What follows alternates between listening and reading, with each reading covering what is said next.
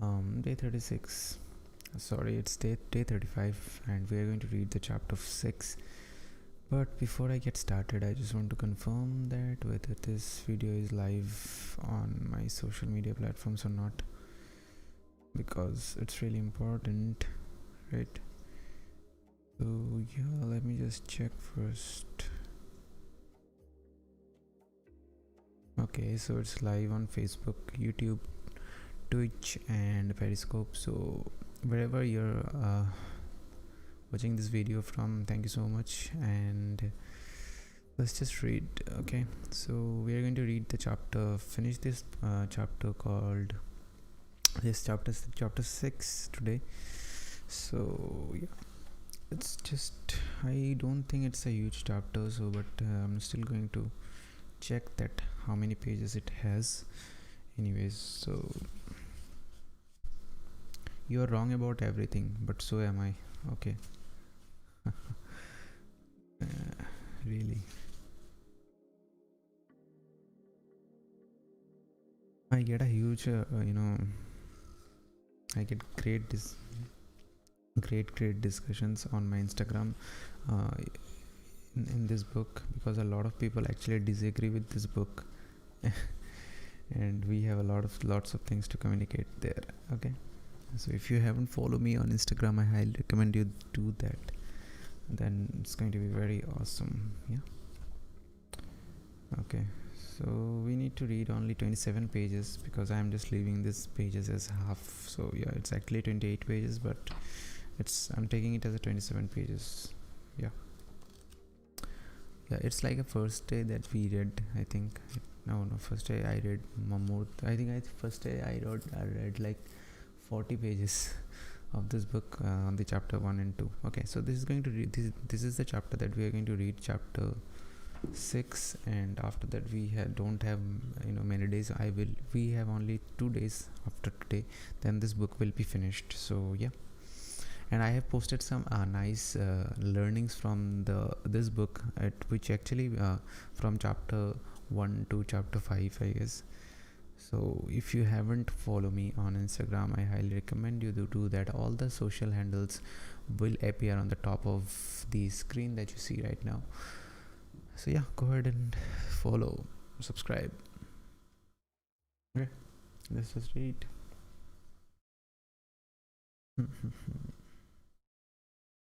Okay, before I start reading, I need to play the music. Oh yeah, it's already playing or not? What, I don't know. Yeah, it's playing. Good.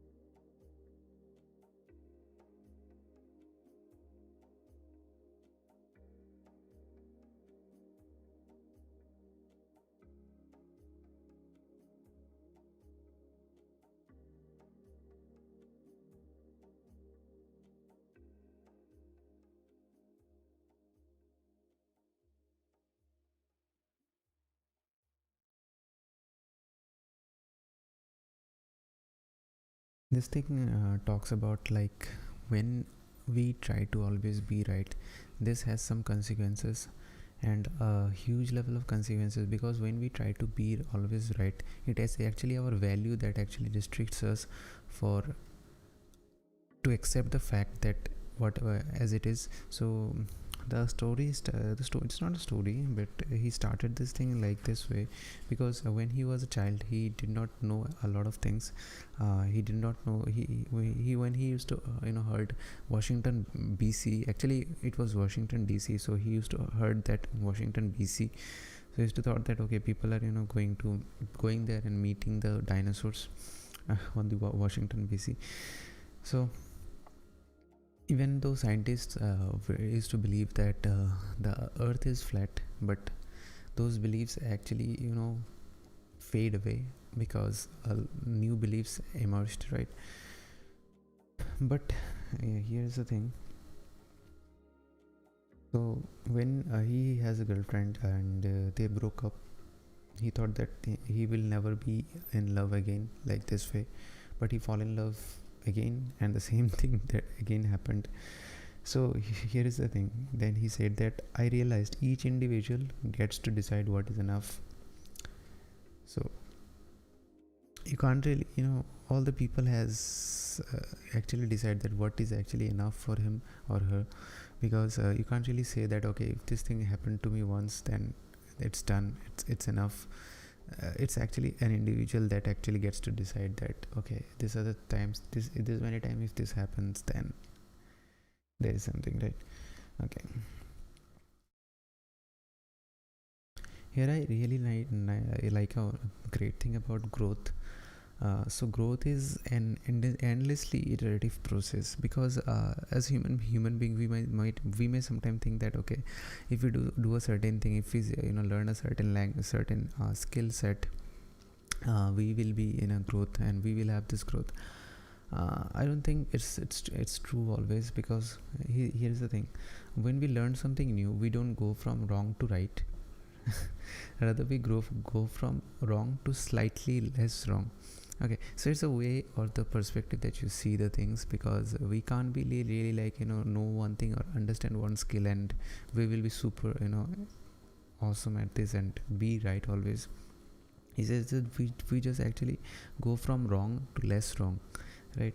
Because we make mistakes, and when we learn something additional, we go from slightly wrong to slightly less wrong than that, and then to even less wrong than that, and so on. We are always in the process of approaching truth and perfection without actually ever reaching the truth or perfection. So I really quite like this line, which says that we are always in the process of approaching truth and perfection without actually reaching the truth or perfection. So we never actually reach the truth or the perfection. There is always a alternative truth that may merge at some point in time. In world, even in the world, we don't know a lot of things. A lot of things we may know. May somebody may come into the future, come from the future. In the future, some people may actually question that and change the reality that we actually know. Okay, because the current moment that we are thinking that okay, it's the correct thing. So even if you have lived the era of when people used to think that earth is flat, you would have believed that with all your mind and heart that okay, earth is flat. But after that, your confusion would have been cleared when every scientist and each and everyone, every astronomers are saying that okay, it's not, we have actually evaluated the thing and we have proved it as well. So okay, people have this mindset, okay, no, the earth is not actually flat, it's instead what, it's not flat. Anyways,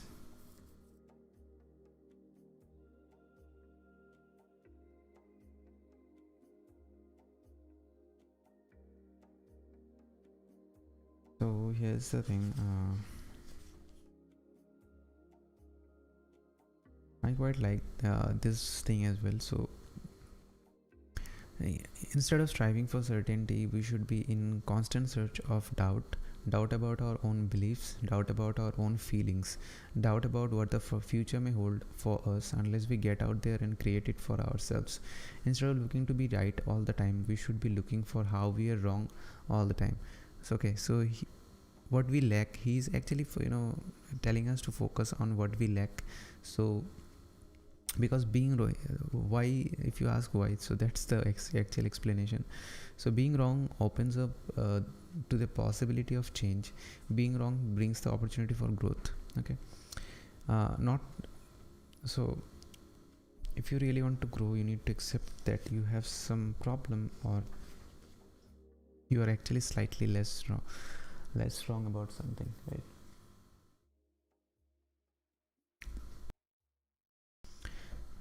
Give me a moment here.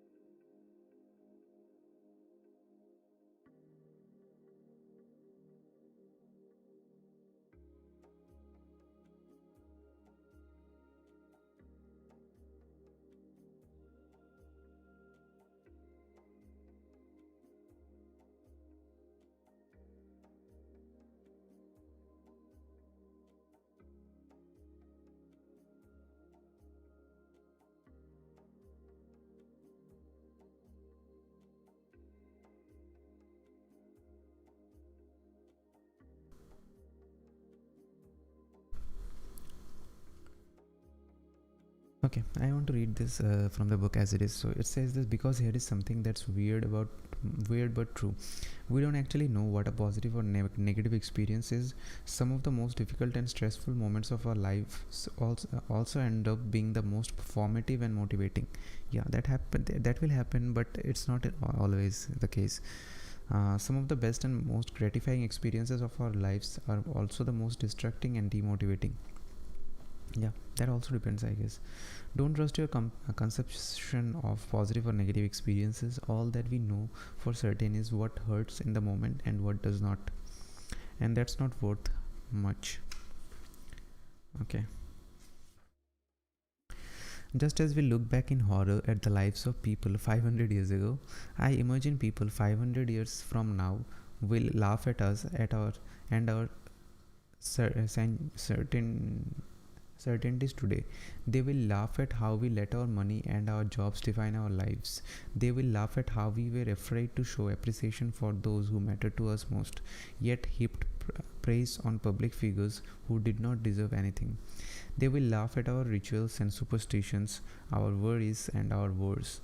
They will gawk at our cruelty. They will study our art and argue over our history. They will understand truths about us of which none of us are yet aware. Okay, and they too will be wrong, just less wrong than we were. Okay, he's saying that we are constantly evolving as a human, and from 5 years from now people are going to look at our lives and think about all this thing. So, and they won't be right as well, they will be just little wrong, because they have grown over over the centuries, and they will be just little bit of less wrong in this case, right? Great. Architects of our own beliefs. Okay.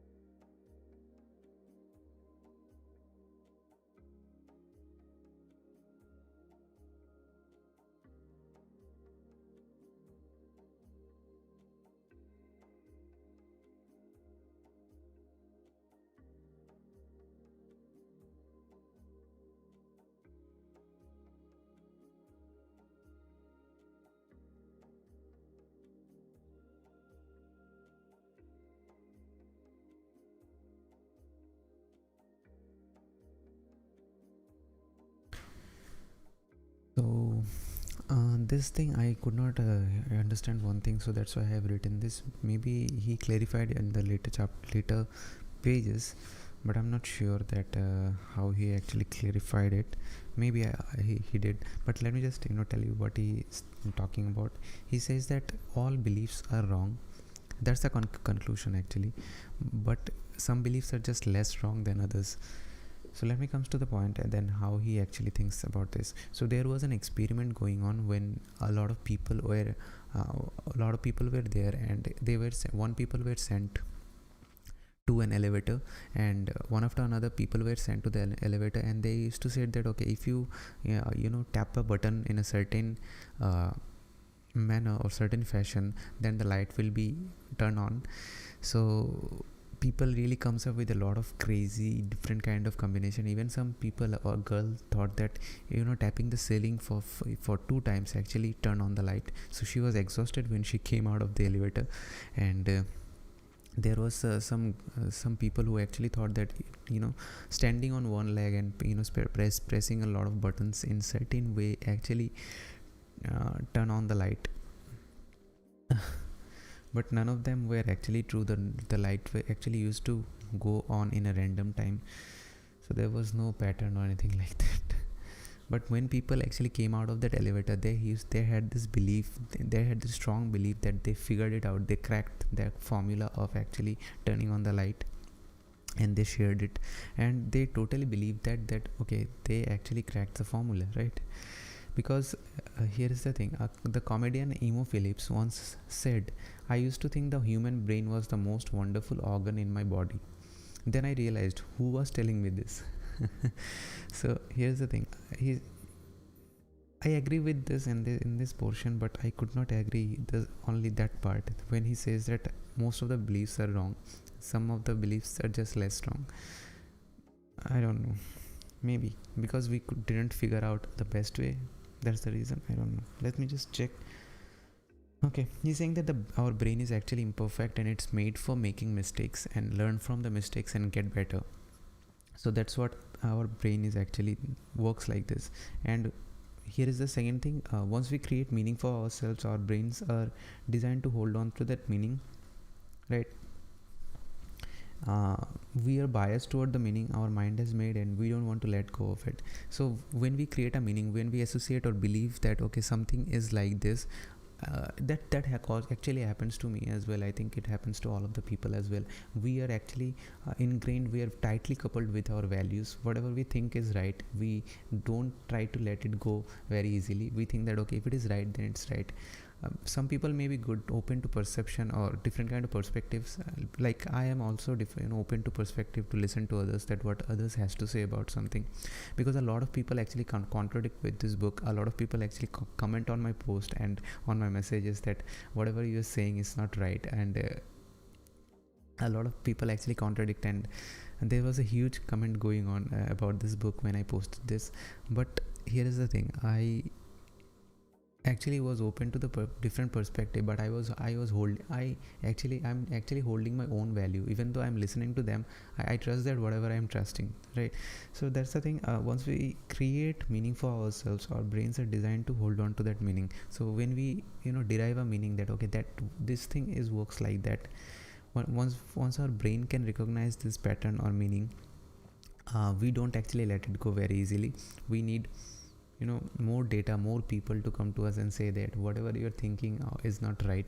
Even a lot of people comes to us and say this, we don't believe this. We may sometimes question our beliefs, but we don't easily can't let it go, and that's okay. That's not really a problem. We just need to grow ourselves, right? Because when I was 15, when I was 14, the beliefs that were there in my mind, it's not there at all. So I believe new things now. Even when in the future I will be believing some other things, maybe I will be watching this video and will think okay, I was talking just shit only without any understanding.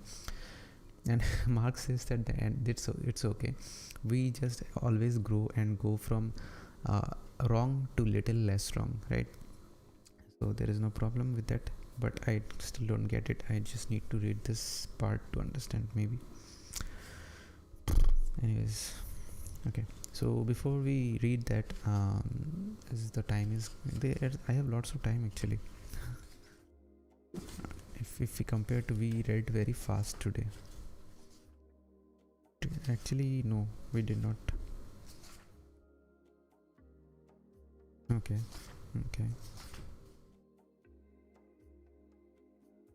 No, it's not the thing. I'm going way too much. Yeah. So 146, it's 123. Okay, I have only 23 pages left. I guess 22 pages left.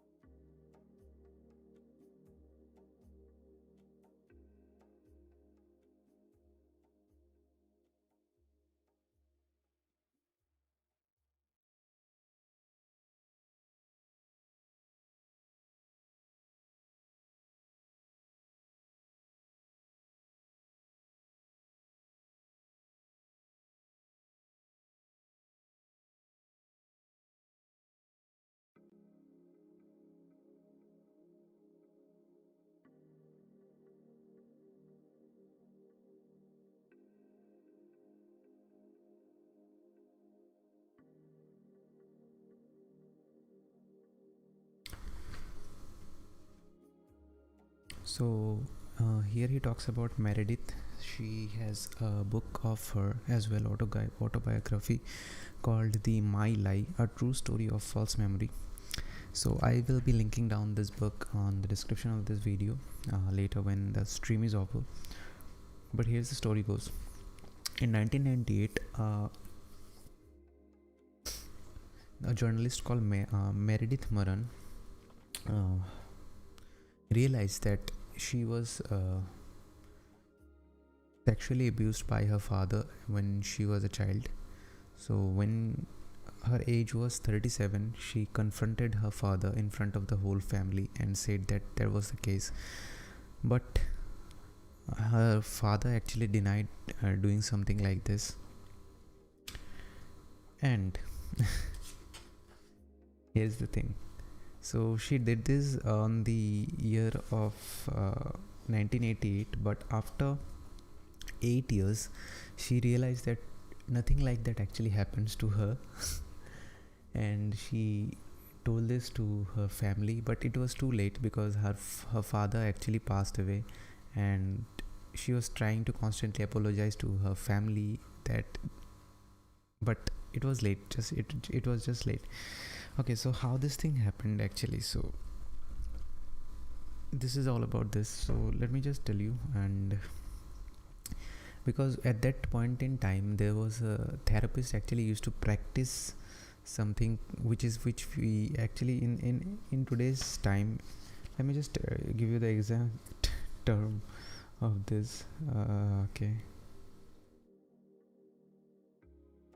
it is called the repressed memory therapy. So in repressed memory therapy, actually a therapist actually takes you to a trance-like state where he or she actually ask about all the traumatic things that may happens to you in your childhood. So this is called the repressed state memory. And what it actually has, like if you have faced something in the childhood, it will come out. That what actually those therapists used to think, right? But here what's the problem then? Okay, so the problem is that at that point in time when she was taking those therapies, she was actually she was angry with her father, and also she did not have good relationship with men. She had a lot of failed relationships, so she was not doing that much in terms of the relationship with a man. So that was the case. And also she was searching for all the child abuse cases because she was a journalist. She was searching for all the child abuse cases those really happened, because in the 1980s or 1990 era it actually used to happen.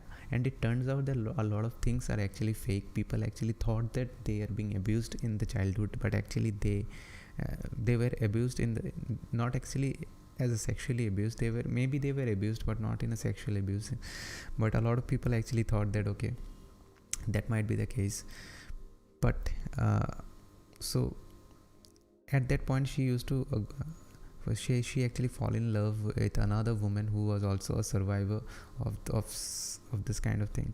So she went into this lesbian relationship, and her father did not tell anything to her, but she did not realize anything. But still when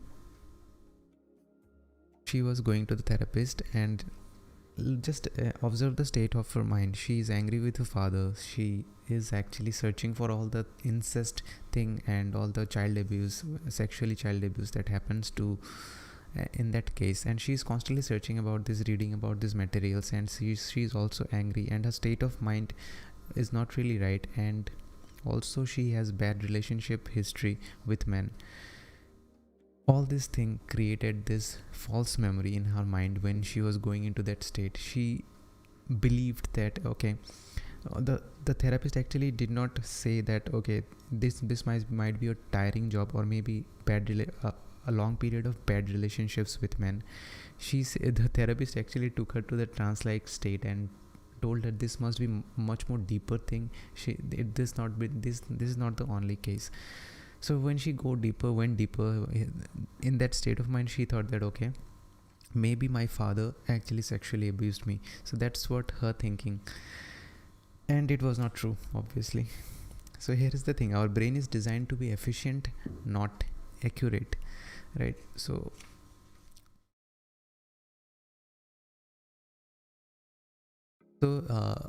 after when some years passed by, she actually realized that whatever the thing was, it's not really the right thing, and that's when she wrote the book, her autobiography, in the 1980, in say in the 1990s, I guess.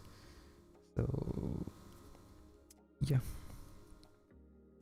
So here is a very nice thing that I quite like this. I'm just going to find and read it.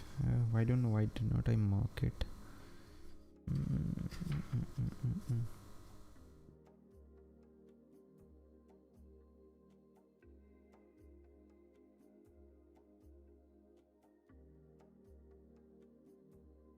Okay. Now here's the thing. This thing actually totally contradicts with the previous book that we read, The Start With Why, and this in the Start With Why, Simon. If you haven't read the book Start With Why, I highly recommend you do that. It has nothing to do with this book or any contradiction, but I'm just going to take a term and say how it actually contradicts here. You can read the book Start With Why by Simon Sinek. I highly recommend this. I'll put the link on the description of this video so you can purchase the book from there. And okay, so it's in the Start With Why, Simon Sinek actually says that we should trust our gut because our brain works like this. It has neurocortex, it has limbic brain. So neurocortex is responsible for all the language that we actually speak to. It has logic, it has language to describe what actually is, right?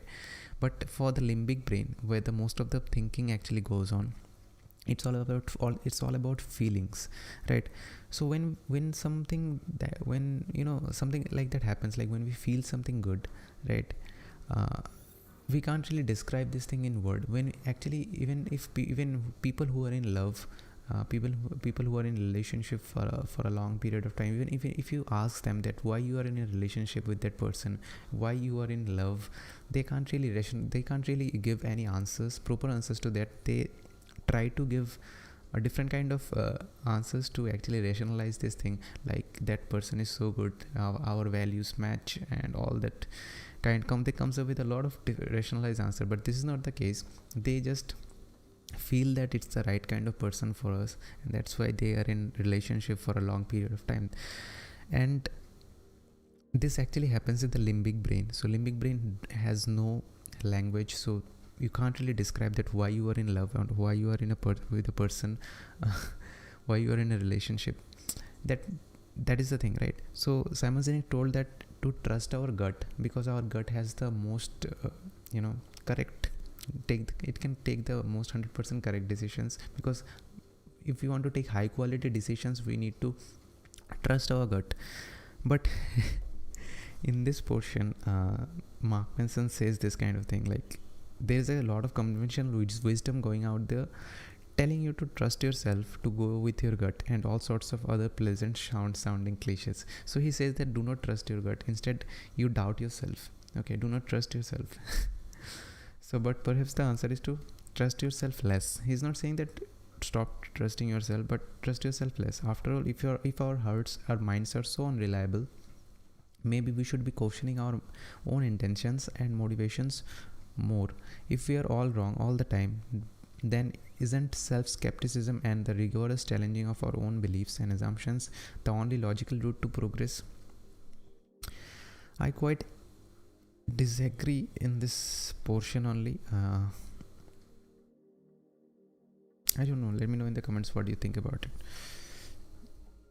I think I'm going to write a detailed post about this on my Instagram, and maybe if it's possible I will be uploading a video talking about I'm going to go deeper. I really like this thing here. I'm just going to mark this, go deeper. Okay, I'm just gonna write the Start With Why. Okay, you can write in a book like this way. So it's good for content actually. So I really want to go deeper and actually feel and ask a lot of people that what they think about this. Anyways, okay. Okay, this may sound scary and self-destructive. Yeah, it sounds scary, man. But it's actually quite the opposite. It's not only the safer option, but it's liberating as well. Maybe. I can't really come into any conclusion here. Always question. So I write a note here. Always question before we blindly trust ourselves. But actually, before this, when I was reading this book, I did not read the book Start With Why. So that's why maybe I have written this. But I have different kind of beliefs right now, and that's why I contradict here. Okay, let's just keep reading.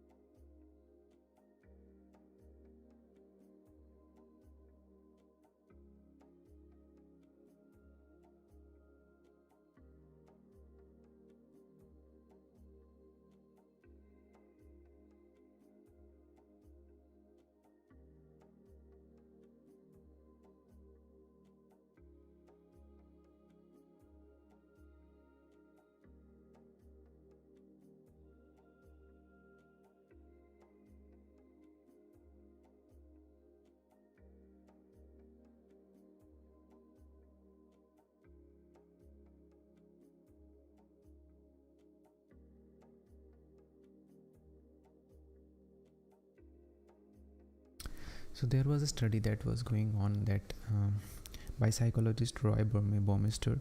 He actually was searching that why evil people does evil things, right? So initially he thought that maybe they feel horrific about themselves, they feel totally bad about themselves, or worthless, or feel that they are worthless. But when the research goes on, he finds out that those people actually feel a lot of feel very good about themselves. So that's why they actually make this specific crime, or the specific activity that is not right.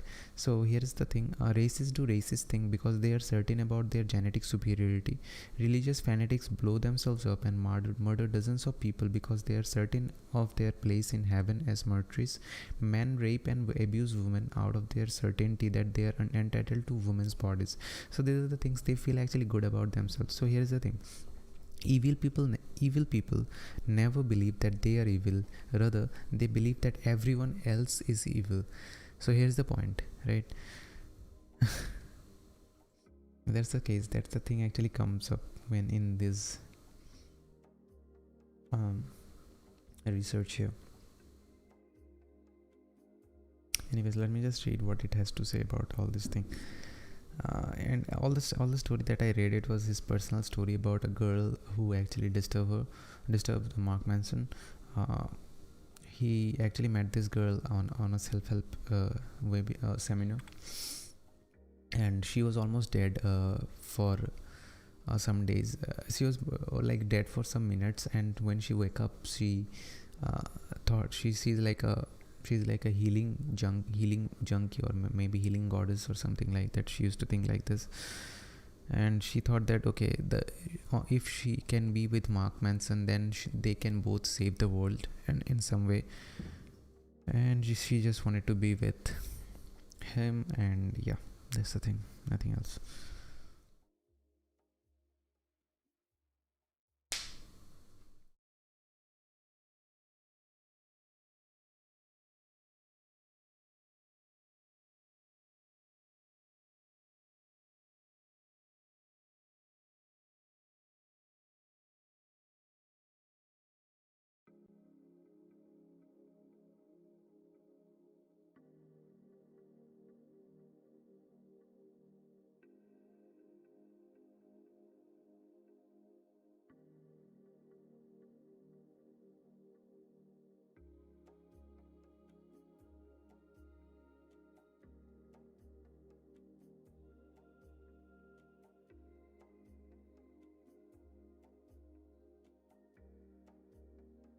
Yeah, here is the thing, I really agree. Many people have an unshakable certainty in their ability at their job or in the amount of salary they should be marking, but that certainty makes them feel worse, not better.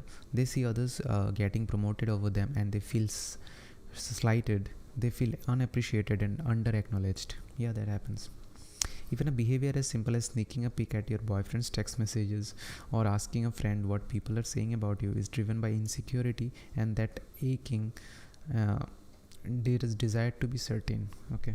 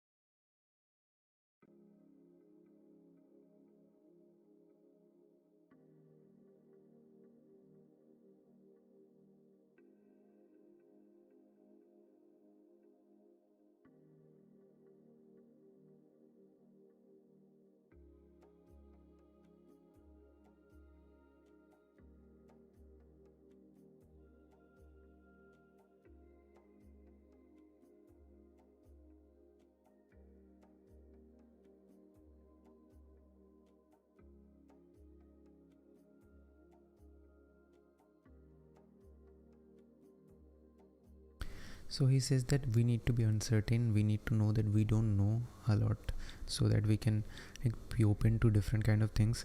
And here is the thing, the more you try to be certain about something, the more uncertain and insecure you will feel. And that's true, that really happens. That really happens with me as well. So I don't know if it is true for everyone. So let me know what you think about it.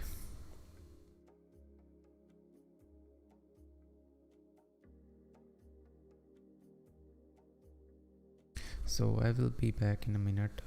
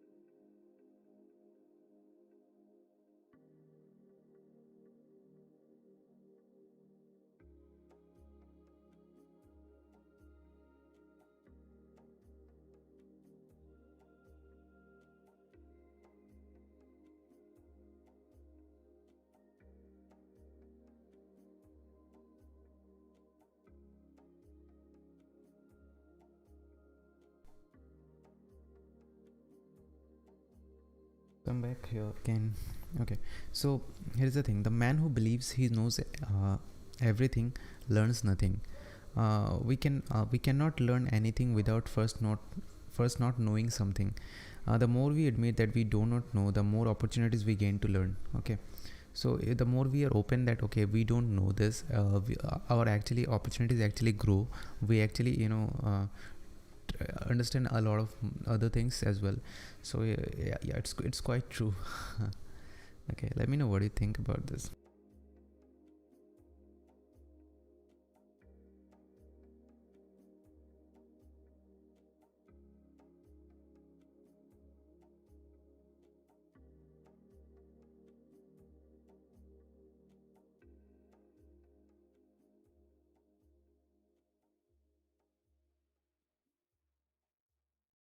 Here I want to read this. It says that before we can look at ourselves, our values and prioritizations and change them into better, healthier ones, we must first become uncertain of our current values. We must intellectually strip them away, see their faults and biases, see how they don't fit in with much of the rest of the world, to stare our own ignorance in the face and concede because our own ignorance is greater than us all. So we did just need to consciously think that okay, if there is something, we need to actually open to the thinking that we can go wrong as well. It's not like that we are always right, because we as a human being want to make mistakes, and our brain is efficient but not accurate. So here's the thing, if our values are the values that we have today, some other people has a different kind of values as well. So we need to open to this different kind of perspective as well. And if something is, if when something is little less, if someone is little less wrong than us, we need to adopt this if it is possible. Yeah. So and this is going to be Manson's law of avoidance, and we just hit the 7 a.m. today, and we are reading very fast today, I would say. Actually, anyways, that's good. That's not really a bad thing. So we have not so many chapters. I'm checking a lot of times how many pages are left. Don't worry guys, it's not like that I just want to stop reading. It's not like that. We have only 10 pages. I'm checking this because I just need to check, because I can't really go over more than 2 hours, because the stream otherwise won't be completed. That will be stopped in between, and which this does not make any sense. But still we have 1 hour, and it's a huge time for reading 10 pages only. That's great. So yeah, And if you're reading with me, you can just mute me if you're not reading the same book, or if you don't care about what I'm saying. You don't need to, right? So you can just mute me and think that a friend is sitting there, and you are just wearing some headphones so that you don't listen to him what he's saying. He's also reading a book with you. So think about me as a friend who is reading with you. Okay, so if you want to just comment when you come in, you can just say that, okay, I'm also reading. You can just comment me, so I'll feel that, okay, someone is also reading with me. So that's a great thing. You can use this video as a read with me as well. So yeah, that's great. Go ahead and get started.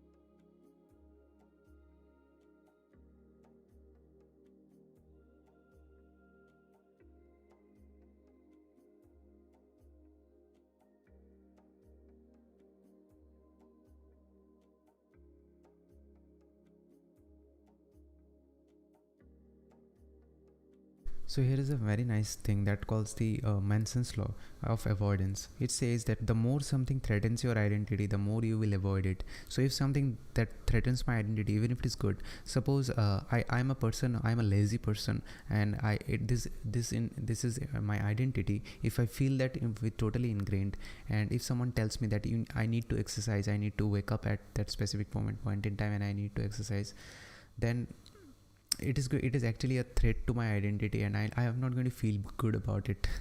So that is the Manson's law, because even if it is a good thing, if it comes to your identity, and if those things does not align, you are going to feel threatened about this. Here is the thing that I'm going to read it from the book. There is a certain comfort that comes with knowing how you fit in the world. Okay, if you know that if you fit in the world, a certain group of people are with you, then you feel that, okay, I belong to this world, and I actually fit in. So that's the thing. Anything that shakes up that comfort, even if it could potentially make your life better, is inherently scary, right? So be with a lot of healthy or the fit person. Maybe I'm a lazy person who don't like to exercise, and if I'm with a lot of person with a group that actually do a lot of exercise daily, and if I'm with this group, I will feel threatened, even though it's a good thing that they're doing exercising, and it's really good for me to actually take some of the advice from them, and also get ready to exercise. But I'm going to feel threatened, because this is not my identity. I'm a person who likes to just sit or just sleep all the time, maybe. So that's going to be an identity threat, right? So here's the Manson's law. Okay,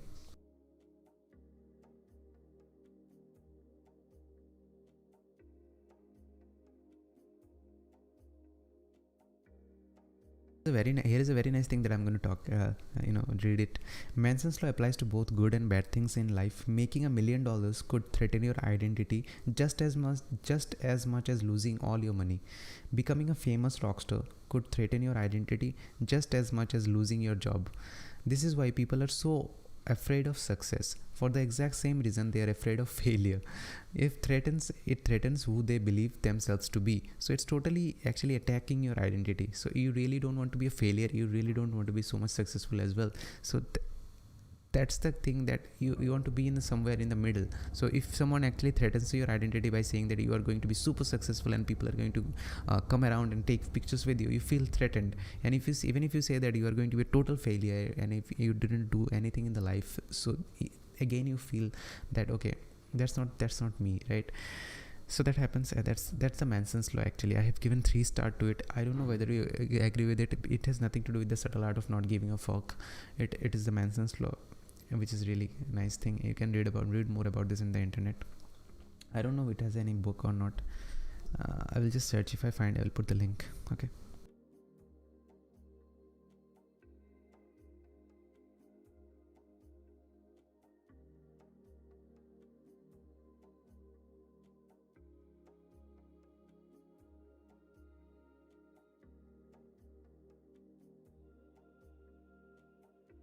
here are some example, because I think without example you don't really understand what is the actual thing. Is that you avoid writing that screenplay you have always dreamed of, because you're doing so, by doing so, would call into question your identity as a practical insurance adjuster. You avoid talking to your husband about being more adventurous in the bedroom, because that conversation could change your identity as a good moral woman. You avoid telling your friend that you don't want to see him anymore, because ending the friendship would conflict with your identity as a nice forgiving person. So we really don't like any threat to our identity, and that's why building our identity is also good for habit as well. When in the book Atomic Habits, James Clear said that if you really want to build a habit, just make it your identity. So whenever you suppose you're exercising, and don't say that I need to exercise, say that I'm a fit person, I'm a super fit person, I do exercise, okay, I'm a gymnast. Call yourself like this. When it is your identity, you don't need to push yourself to do this thing, kind of thing, right? So identity is very important. So because if you can build your identity, you are actually you hold on to that identity, and that can make you do a lot of good things as well. But it is sometimes it is any good thing has actually a bad side of it as well. So if you don't know, every coin has its own pros and cons. So I think you should focus on the pros more. But here's the thing: if you have some identity, and if it comes to your identity, and somebody tell you ki you need to change their identity, you feel that threat, and it's obvious, right?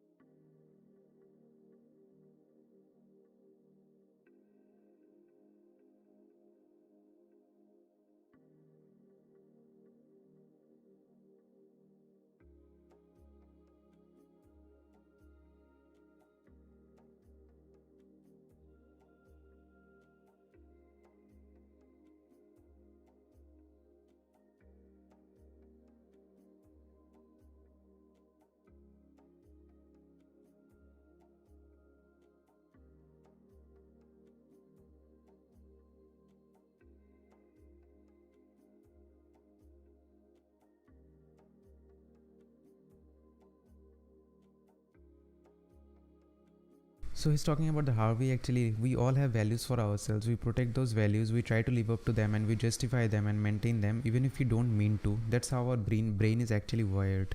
So here is the thing, it is the nice thing that he says. I say don't find yourself. I say never know who you are, because that's what keeps you striving and discovering.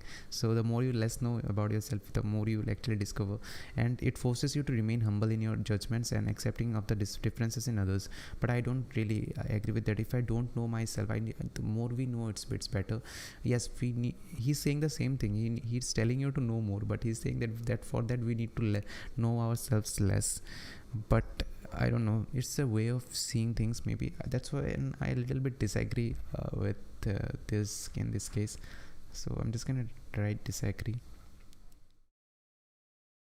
So when I will come back to it, maybe in the future, if I come back, so I will see that, okay, I actually used to disagree. So yeah.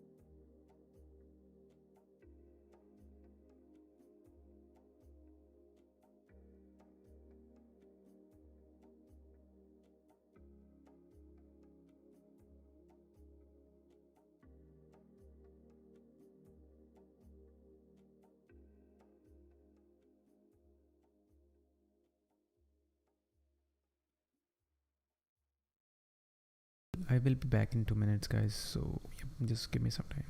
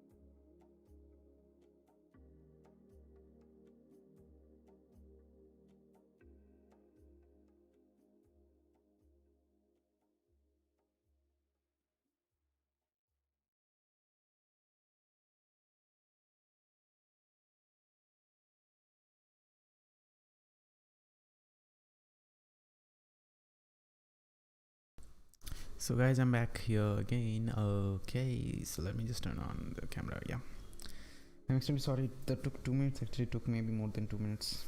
Yeah, okay, anyways, so let me just start reading. Yeah, so here's the thing, a lot of people actually a lot of us actually thinks that the problems that we're going through is actually unique to us. We think that okay, we need some special treatment or anything like that to actually solve that problem, but that's not really the case. We don't need any special treatment to solve any problem in our lives, guys. So all the people are actually going through the same problem, and yeah, that's what it is, right? So we need to be open in this kind of thing. And even if you take the coronavirus time, a guy actually was talking to me about this on the Instagram in the comments, and he was saying that okay, I can't really stop giving fuck, man, because the corona is here and I can't really do anything. My stocks are getting lower. My whatever the money I have invested is going, I'm going through a lot of tough times. I can't really stop giving fuck. I can't be an optimist like Mark Manson or anything like that. I just kept saying this thing. I thought I did not go into argument with that guy because I did not want it to, because he was actually going through some problem. So this won't be a good thing to actually go into an argument. So instead I just heard what he has to say, and yeah, I just stopped there because the corona or all the things, the stocks are getting lower. It's not only for a specific person, guys. It's not really a corona is not only for you. Corona is for everyone. So you're not really special. We are not really special. We are all in this. Everyone is in this, right? So if your money is on the stock market, if the stock market is going down, it's going down for everyone. It's not especially going down for you, right? And yeah, it's not like that you can't really give a fuck about it. You need to give a fuck about it. So Mark Manson did not tell you you don't need to give a fuck about this.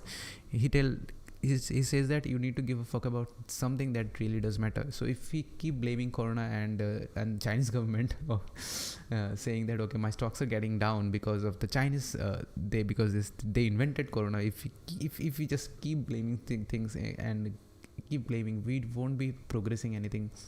We need to accept that okay, our stocks are getting down, the corona is here, the number is increasing. We need to accept this fact and we need to take decisions. If we can accept this kind of fact, then our decisions will be totally aligned with whatever totally aligned with the reality, right? So otherwise what kind of decision we will take? We will say okay, corona is here, that's not really a problem, that's a good thing, let's go out, nothing will happen to me, and just let's open the mask and just leave leave free or die hard. Okay, what the hell I'm saying. Anyways, so here's the thing. There's little that is unique or special about your problems. That's why letting go is so liberating. So you just let go. That's a Buddhism term actually. So Mark Manson is not saying anything here. So do not blame Mark Manson.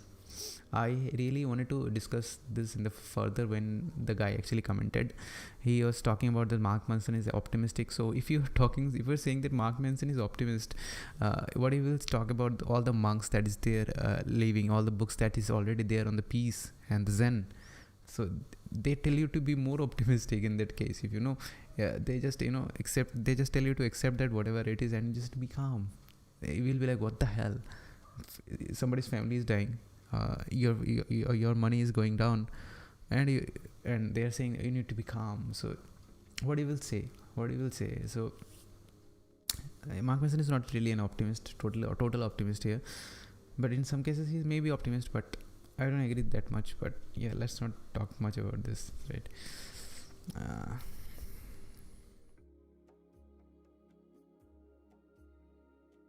I already did this.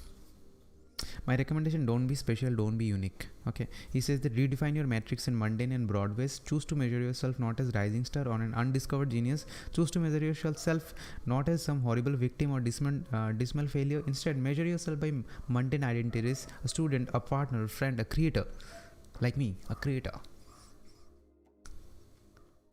I hope so nobody is watching this video. That's why I can be free. So because I know that nobody is watching this video, so I can do any shit I just like to do in this video.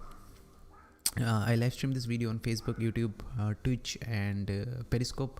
If somebody 10 years after 10 years maybe watching this video, maybe myself watching this video, doing this crazy kind of things, then it's okay. I know that nobody is watching this video. I'm sure about this, and I see 0 views always. But I'm still making this video, talking to no one. Anyways, I'm actually talking to myself here. This actually clarifies my thinking. When you read a book and you just talk to yourself and you're thinking that you talk to others. Actually, when I talk, I don't really think that I'm talking this to myself. I actually talk to you if you are there. Okay, so I have always have this mentality, so that gives me the actual feeling that I'm actually talking this to my friend. I'm just talking and discussing whatever is there in my heart. Actually, this made a lot of things clear to me, and a lot of things actually sometimes gets confused as well. I sometimes question myself as well. What the hell I was saying? Okay, so That's really important. It's like taking notes but verbally.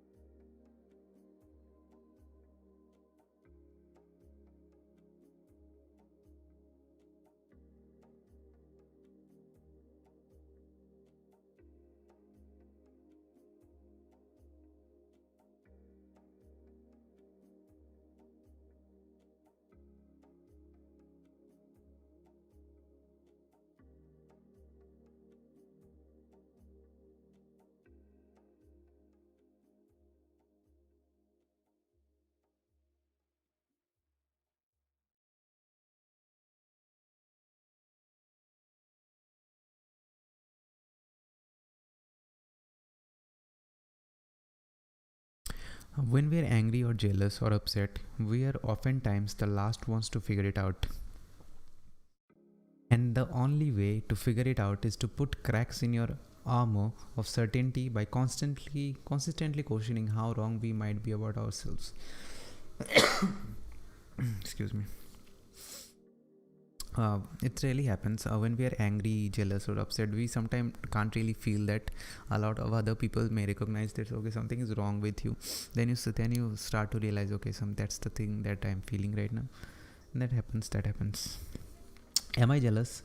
And if I am, then why? Am I angry? Is she right? And I'm just protecting my ego. Questions like this need to become a mental habit. In many cases, the simple act of asking ourselves such questions generates the humility and compassion needed to resolve a lot of our issues.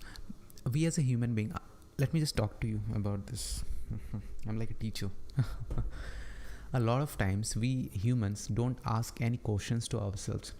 When is the last time you have asked any questions to yourself? Do you remember? I'm sure that you haven't asked. If you ask yourself questions regularly about your thing, about whatever you are feeling, about your desires, about all the things, about your goals, that is going to be a makeup that is going to make you a better person only. And even if you have negative thoughts or negative feelings about something, and if you keep saying this thing, you will accept it that okay, that thing is negative, and you will understand yourself much more better, right? But for that you need to accept that you don't understand much of yourself, right? So here is the thing, questions like this needs to be a mental habit, because asking yourself questions is a habit. You just don't need to say this out loud, but you can just take some time out for yourself and do it. Otherwise people will think that okay, this the mad he or she is mad. So I think you should take some time out just to question and answer session with yourself, maybe in a week, maybe in a month. Just do it. Don't go more than month. Even a month is okay. Start with a month, then go for a week, then maybe every day if you can, right? But ask prepare some specific set of question. You just don't think that okay, I will be asking question to myself tomorrow, maybe evening, and you have no idea when you sit and you have no idea what to ask. Just ask, prepare some questions maybe. So ask these questions regularly, and if you come up with the different questions while asking this kind of questions and answering, you just include these questions as well in the list, and maybe you can remove some questions if you like. But still, there's the thing, keep asking yourself questions. It's really important. It clarifies a lot of things in our life. A lot of problems actually is solved if you just keep asking this kind of questions. Okay.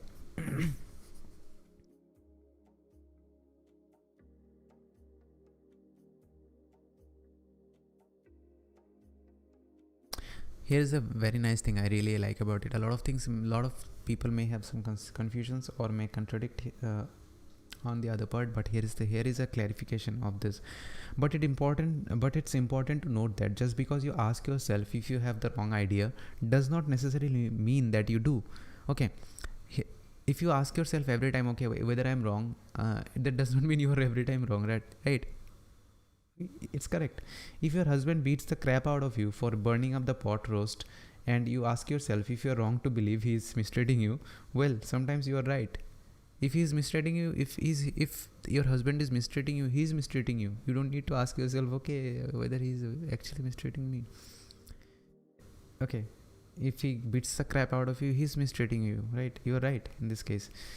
So the goal is merely to ask the question and entertain the thought at the moment, not to hate yourself. So you just need to ask the question, and whatever the thoughts come, and you just entertain and listen to it, right? You just don't need to hate yourself for that. Okay, that's the point. For any it's worth remembering that for any change to happen in your life, you must be wrong about something. So if you are sitting there miserable day after day, that means you are already wrong about something major in your life, and until you are able to question yourself to find it, nothing will change. A lot of people are actually sitting lying there and blaming others and thinking, okay, there might be a lot of bad things happens, but if you just keep doing this, do you think it's the actual solution of the problem? It's not. Even that guy or girl also knows this, this, but we can't really go to them and just say that, okay, that will be totally insensitive otherwise, if we do that. But still, if we do that, like if we say that, okay, whatever you're doing is not right, whatever the bad happens, you just move on and do some better things. It's not really always a good opinion, but he's saying that we need to practice this thing as well. That's why I always say this choose this book when you're happy, when your mind is totally free and open to new perspective and you want to learn something different.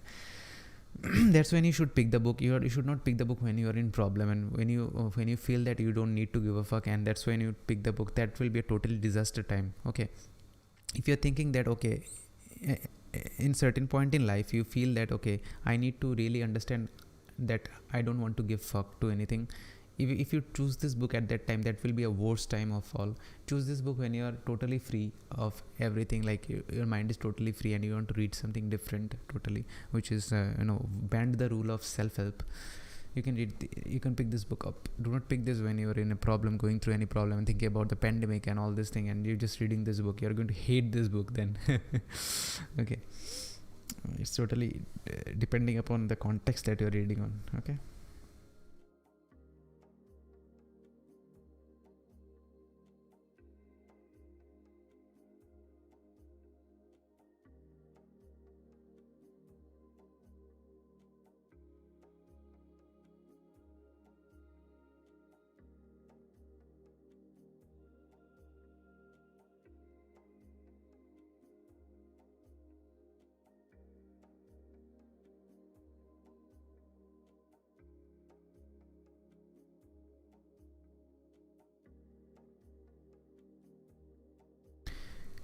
Aristotle wrote this, and it's a very beautiful thing.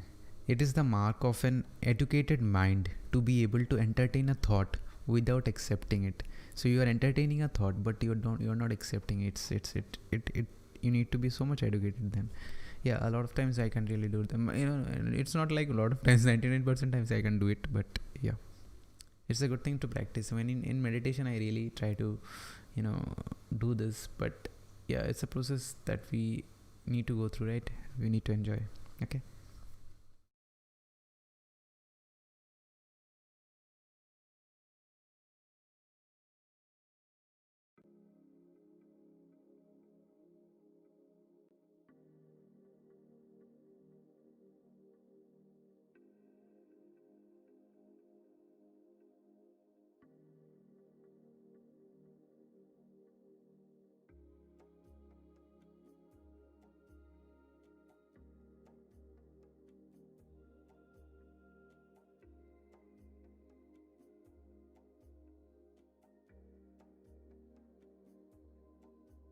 Okay, so these are the questions actually that you should be asking yourself to actually, how to be less certain. So what if I am wrong?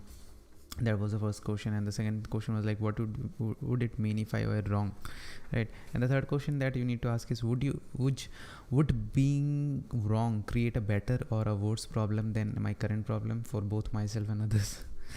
Okay, let's just see what is the answer of this question.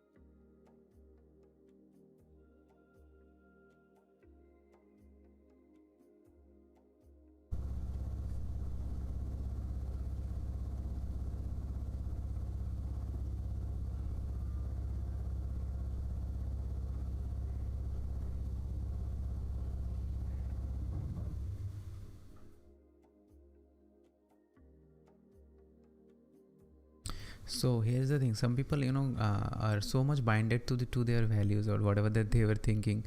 They can, take bad decisions in their lives as well. They agree to, you know, destroy a relationship other than being right, or the thing that when they are actually not right. So here's the thing: it actually happens to Mark Manson as well. He says that if it's down to me being screwed up or everybody else being screwed up, it is far more likely that I am the one who is screwed up. So he always taking the blame on him. Actually, I have learned this from my experience. I have been the asshole, acting out based on my own insecurities and flawed certainties more times than I can count. It's not pretty. That's not to say that there aren't certain ways in which most people are screwed up, and that's not to say that there aren't times when you will be more right than most of the people. That's simply reality. If it feels like it's you versus the world, chances are it's really just you versus yourself. So if you're thinking that you are just, if you have a certain thought and you're thinking that this you and versus the whole world, it's not like that. It's just you are actually, fighting with yourself only. That's the thing, nothing else. Okay, with that we have completed the chapter 6 for today, and it was a good read, guys. If you just like this video, thank you so much. If you're reading with me, I just don't care if you like this video or not. If you're reading with me, that's the I will feel that I'm successful. Okay, I know nobody's watching this. I have zero views on this, but still I'm saying, I don't know why I still say this. I even tell people to, like, who I'm talking to. I tell people to go to my social media handles and just subscribe my YouTube channel and my Instagram. That is currently you see right now on the screen. Where is it? I don't know. Yeah. Maybe. Yeah. There we go. Yeah, that's fair. Yeah, like this. Yeah. Okay. I'm so bad at the camera handling, man. So these are all the social handles that you see right now. In the Facebook, I dump each and everything. If you just like my page on Facebook, you can get each and everything that I post on across all the social media handles. And I really hope that wherever you are actually active, just